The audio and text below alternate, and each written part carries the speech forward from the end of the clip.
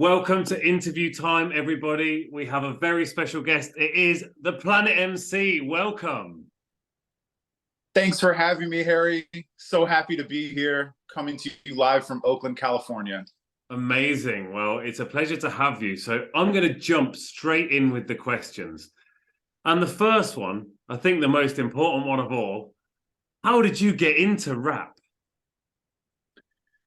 You know, I have an older brother. He's about 4 years older than me. So when I was probably 2, he was buying cassette tapes with Run DMC. I think my first cassette tape was the Fat Boys. And we have a mutual friend, and you might not know this, but he was a DJ back when we grew up in St. Louis, Missouri. And he also worked at a record store, a very famous record store called Vintage Vinyl on Del Mar in the Loop in St. Louis. And I used to go to him and I would trade him or turn in CDs or tapes that I didn't like. And then he would recommend some to me. So I remember him recommending, Tribe Called Quest and Nas back in 1993. But as an adult, really, I got into rapping and making hip hop music, when I was about 38, 39 years old. And that wasn't that long ago. And really, it was just a way to talk about the environment with students, because at that time, no one was making environmental hip hop. And coincidentally, there was someone in Brooklyn and someone in LA who were starting at that same time. But it was a really good way for me to just start the dialogue with students about environmental issues. And here we are in 2023, where hip hop is, like pop music. It is so accessible to students of all ages, whether it's little kids all the way up to, college students. So I feel like it's one of the few art forms that is very accessible to all ages. It's great because, when it comes to hip hop, when it comes to rapping, you don't have to have an incredible singing voice. You just have to have the confidence to be able to give it a try. I'm not saying everyone's going to be the next Eminem, but everybody can give it a try. You don't have to hit high notes. You don't have to have a super baritone voice. You just have to have the stones to give it a go. So yeah, I absolutely love Run DMC as well. I'm a huge fan. I also have an older brother, so when I got into hip hop, he was listening to quite a lot of NWA, which was not exactly to my mum's taste when I was sort of 7 or 8 years old, but it didn't do anything bad to me, I don't think. So moving on to the next question, I wonder, how has rap and hip hop changed your life, particularly environmental rap and hip hop? Well, that's a great question, because it definitely has changed my life. Here I am now at 41 years old, and just thinking about the last couple of years, it's given me personally an outlet to be creative and express myself about issues that are hard to talk about sometimes.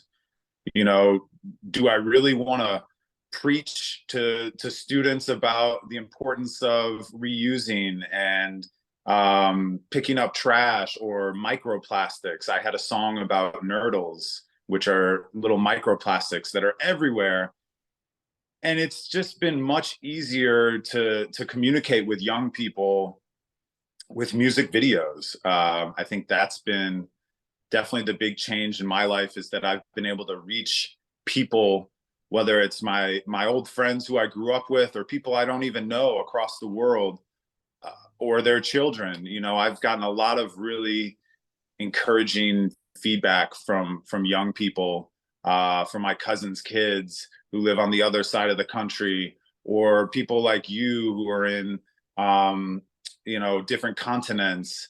But I'd say for me personally, how has it really changed my life? It's made me feel like I'm trying, like I'm doing my best to help our planet, which, is difficult, because sometimes, when I was filming for some videos where we were documenting a lot of the pollution, for example, it was quite depressing. But I think through performances, and especially we had an Earth Day performance at the Space and Science Center here in Oakland, and seeing people, part of the audience, do some of the interactive things, like we had Earth Day trivia and interviews. I've done probably about 20 Earth Day interviews with young people of all ages, and it's just made me feel like I'm doing my best, and like, you know, there is a part of me that I feel like this is what I was meant to do, and it's really just like a good feeling. You know, not only is it kind of like therapy to create a song and work on it and really get that kind of creative expression, but I really just feel like it's gratifying because I'm able to connect with people and make a difference. I think it's such a great thing to, you know, I talk a lot about eco-anxiety, and I've worked with a lot of people regarding eco-anxiety, and something that music can do is certainly ease that anxiety, whether it's creating the music or listening to the music or joining in with the music. You know, it gives you that kind of expression and that freedom. So I think it can really, really help. So next up, why is rap and hip hop so appealing to students? We touched on it before, but what do you think?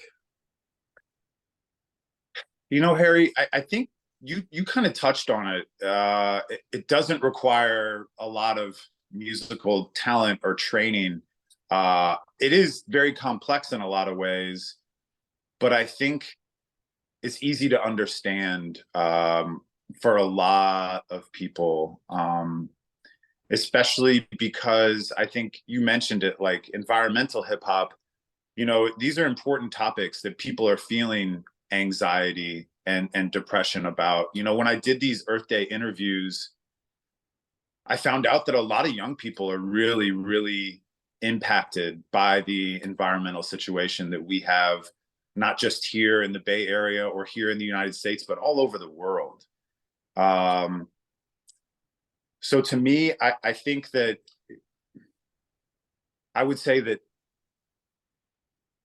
hip hop and rap is something that we don't often put way up on a pedestal, like someone playing a piano or seeing an orchestra or a live band with 10 instruments.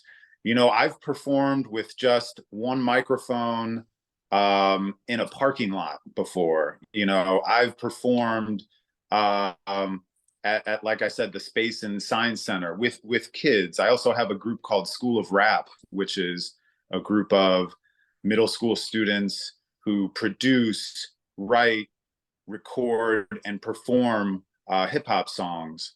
And I think the way to best answer your question is to say that, you know, in August when we started, these kids didn't know how to rap, didn't know how to beatbox. They were just starting out as producers. And now here we are where we're ready to start recording an album. So I think that the amount of growth that you can have within hip hop that doesn't require a lot of technical training, you know, you see it all the time. Someone can sit with their laptop, make a beat, get a microphone, and create their own persona as a rapper. Not to say that it's easy, but I think it's easier than some other art forms. And that's what I think hip hop has always been. If we look back to where it started in the 70s in New York City, in the Bronx, it was in a park.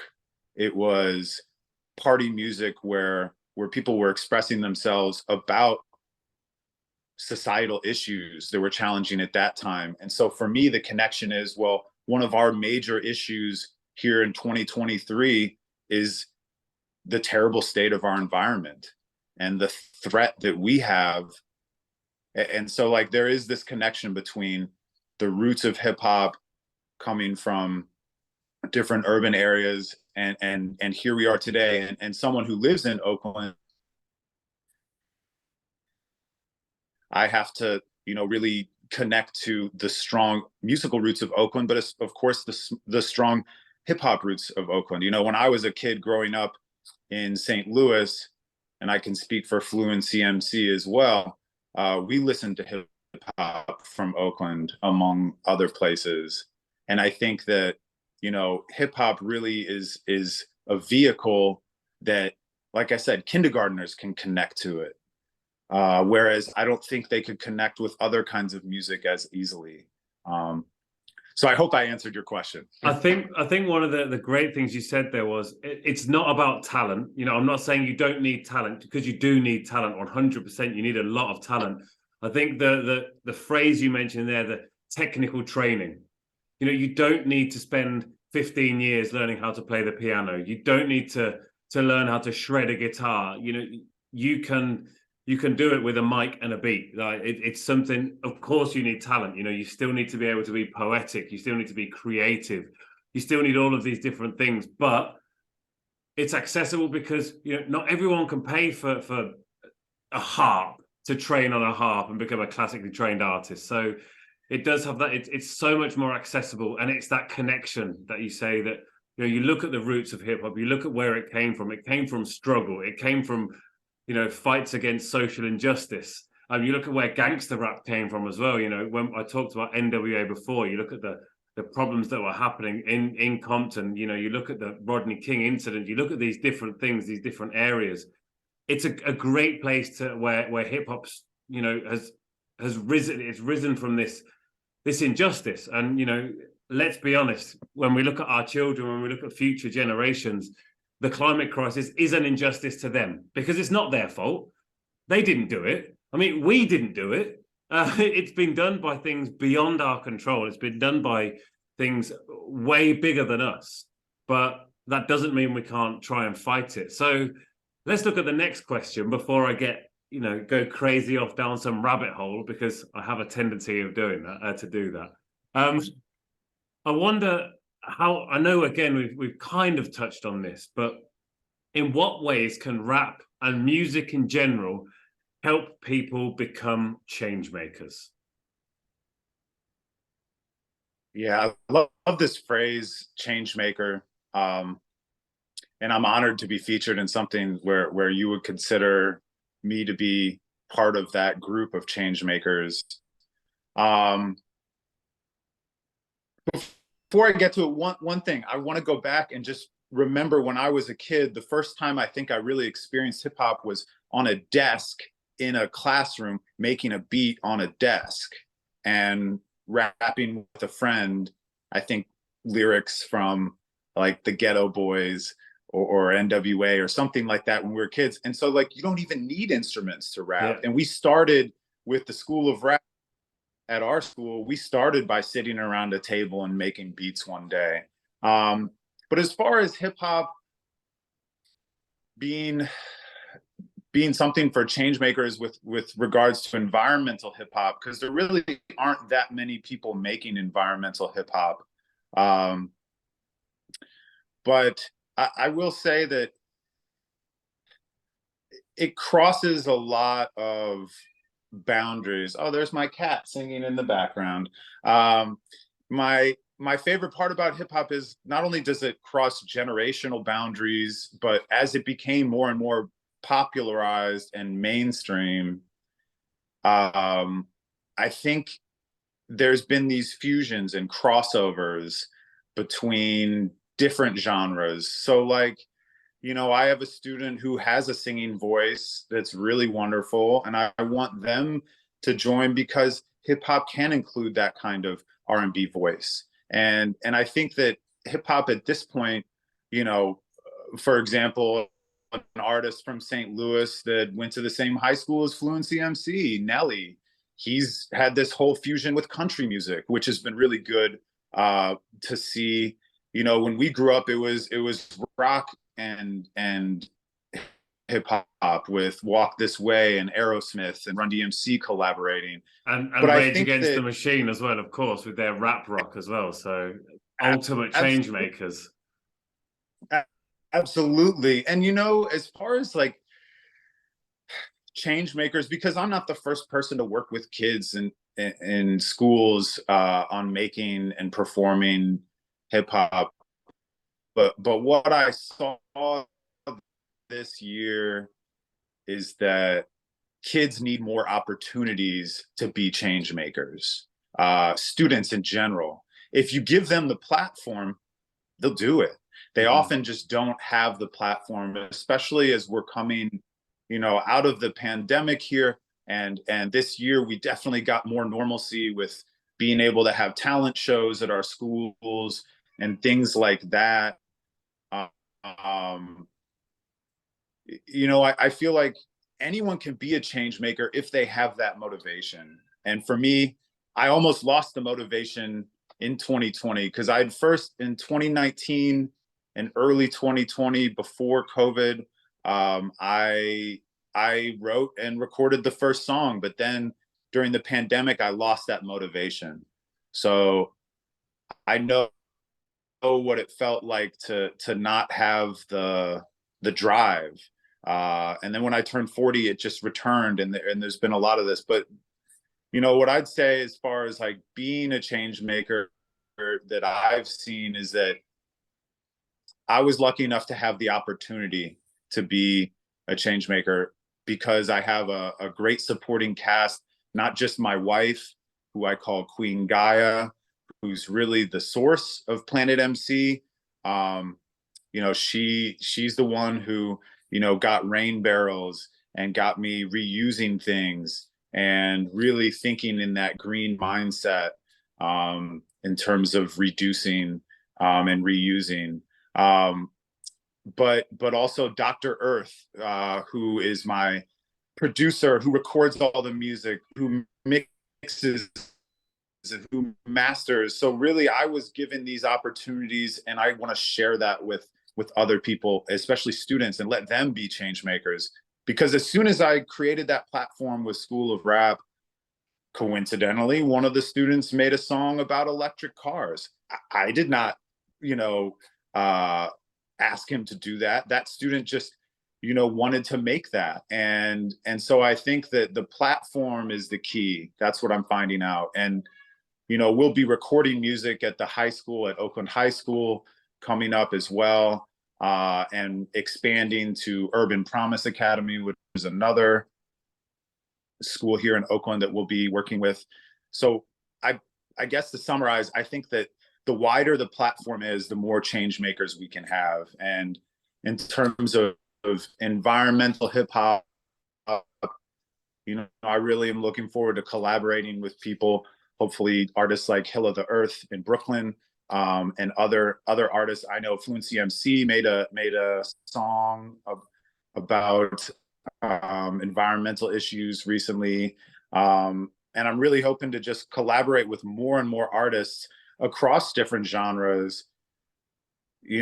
What I've seen here just in the last year of performing is that everyone has a connection to it, whether they can contribute just by, offering ideas, or whether they can contribute with time and space, or networking, connecting someone with us.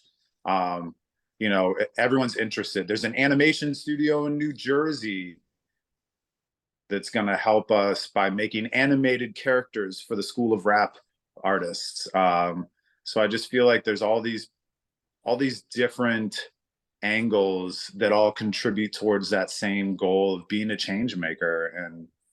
And yeah. Awesome. So the last question now, for anybody who's out there thinking, do you know what? I reckon I could be a change maker, and I could be a rap-based change maker.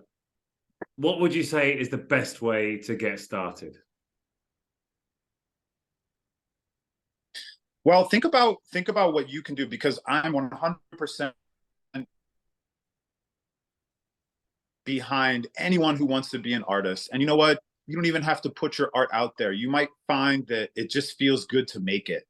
There are songs that I've made that never got released on the Green Rap album, which is on all platforms. I forgot to plug it.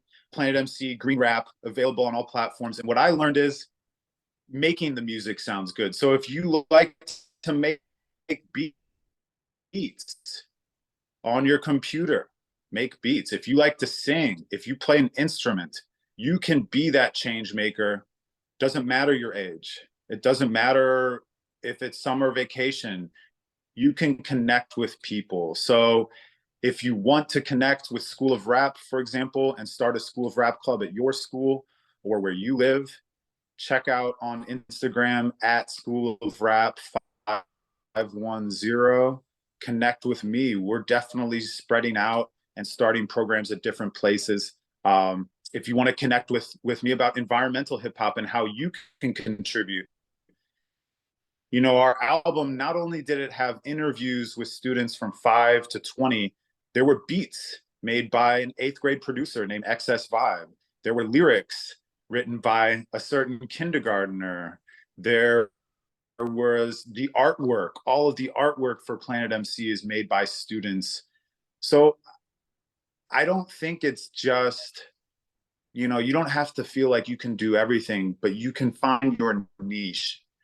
Maybe you know someone who plays drums and you like to rap. There you go. Maybe you play guitar and your friend likes to sing. But I think there's a lot of power in unity and working with people and collaborating, because I couldn't have done any of this alone. You know, all the music videos that we filmed, you know, that was a collaborative effort. We had a green screen inside one of my classrooms this year, and students were helping with the filming. But I'd say if you're starting out, just try it. And you know what?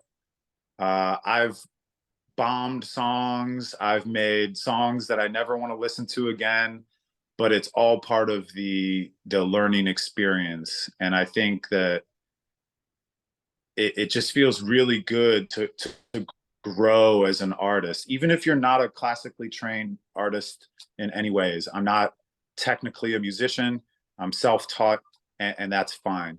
I'd say just have fun, and if you enjoy it, do it, because you might find that it's more than just enjoyment. Maybe it's something that brings you some kind of therapeutic benefit. I know for me, I definitely feel that. Or you might find that it connects you with different people. If I wouldn't have been making this music, I would have never connected with you, Harry, or connected with, you know, some people down in Los Angeles that I collaborate with. So I feel like give it a try. If you have that itch, you know, you can also create a different name, a different persona. You don't have to be yourself. I like being PlanetMC because, you know, being the middle school teacher, football coach that I am, that's a different person. I like to become someone else, almost as if I'm on stage. And it's a nice break from my regular life. You know, PlanetMC puts on a cape when he performs and has no fears and really is a different person than me. So it's nice to be someone else and to really look at the world in a different way. So I just hope that anyone watching this would see whatever their dream is as an artist as being something that you want to try. And remember, you can make it even if you're the only person who listens to it. So that's my advice here. Wonderful. Well, thank you very much. And thank you for being with us here today. It's been an absolute pleasure.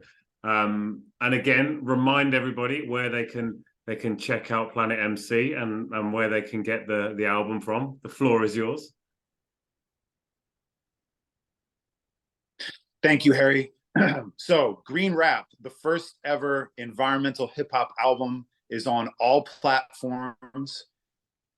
PlanetMC, that's me. And there's also at Planet Eco Rap, which is on Instagram and TikTok. And the group that we started here in Oakland is at School of Rap 510. So you can check that out. PlanetMC is also on YouTube, but if you look at my link tree, which is on Instagram, all the links are there. Please get in touch with me if you want to collaborate. But big thank you to Renewable English. Harry, you guys are great. And thank you for all the work that you do over there on the other side of the pond. Mucho gusto. I'm just so glad to be here and continue making environmental hip hop music, to be a change maker. Exactly that. Exactly that. Thank you so much, Planet MC. It's been an absolute pleasure.